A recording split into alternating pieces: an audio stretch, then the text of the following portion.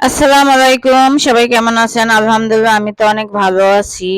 আজকে আমার প্রিয় ভাই বোনদের সাথে আমি আজকে রেসিপি শেয়ার করব। ফুলকপি দিয়ে কাতল মাছ, বড় কাতল মাছ কিভাবে রান্না করি, সাথে টমেটো দিব। আমি এখানে মাছটা ভালো মতন ধুইয়া লেবু দিয়া, তারপর হলুদ, মরিচের গুঁড়া, হলুদের গুঁড়া সব মাখাইছি, লবণ মাখাইছি। এখন মাছটা আমি একটু হালকা ভাইজা নিব। হালকা বলতে একটু আছে, যেহেতু বড় মাছ, জেতা টাটকা, এই জন্য আমি ভাইজা নেব মাছটা। আমি এখানে ফুলকপি কাইটে নিছি, ছোট ছোট ফুলকপি। এখন এখন গরমের দিনে এই ছোট ছোট ফুলকপি পাওয়া যায়, কিন্তু খাইতে খুবই মজা। আর এই ফুলকপিটা আমারে একজনে দিছে দেশের বাড়ি থেকে আইনা, তাই আমি টাটকা ফুলকপি যেহেতু দিছে, তাই আমি ওই বড় কাতল মাছ দিয়ে রান্না করি। তাই আমি এখন এই ফুলকপি এখানে কড়াইয়ের মধ্যে তেল দিছি। এখন মাছটা এক এক করে ভাইজা নিব। আপনারা যারা যারা নতুন আপুরা ভাইয়ারা রান্না না পারেন, তাদের জন্য এই ভিডিওটা। আমি মাছটা ভালো মতন ভাইজা নিব। তারপরে আমি কিভাবে রান্না করি আপনাদের সাথে শেয়ার করব। আমি এখানে 4 পিস মাছ নিছি, অনেক বড় মাছ, এই অনেক থাইকা যাইবে। যেহেতু আমরা মানুষ কম, তাই 4 পিস মাছ দিয়েই, আর ফুলকপি ছোট ছোট 2টা।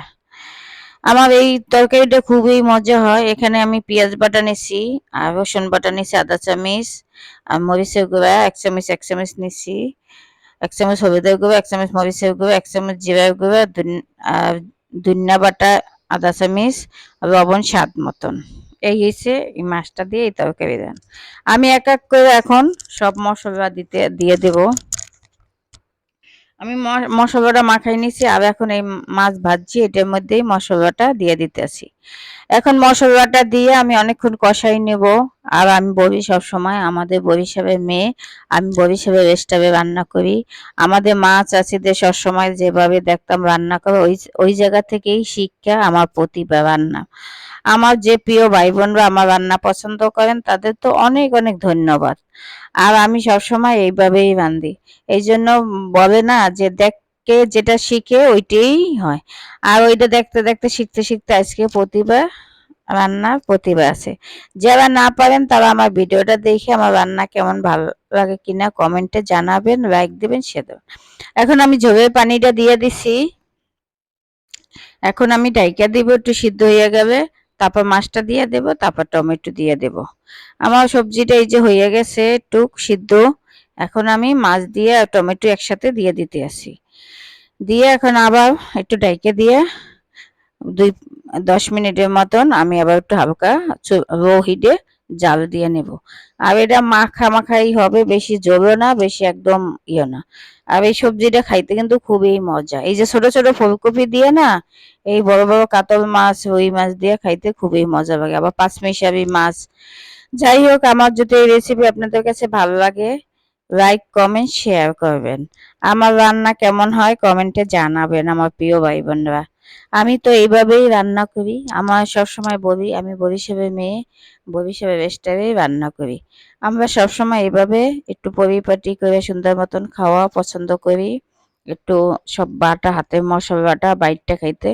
অনেক জায়গায় আছে মশলা পছন্দ করে না, কিন্তু আমরা একটু মশলাটা বেশি খাই। মশলা বলতে আমি মাছে শুধু রসুন বাটা দিই, আর জিরা বাটা দিই, হলুদ মরিচ দিই, আদা খাই না।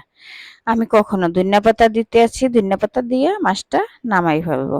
আমার মাছটা রান্না দেখেন কত সুন্দর হয়েছে, খাইতে তো আরো মজা। এরকম যদি একটু বড় মাছ দিয়ে একটু তরকারি হয় না, কার না ভালো লাগে বলেন এরকম।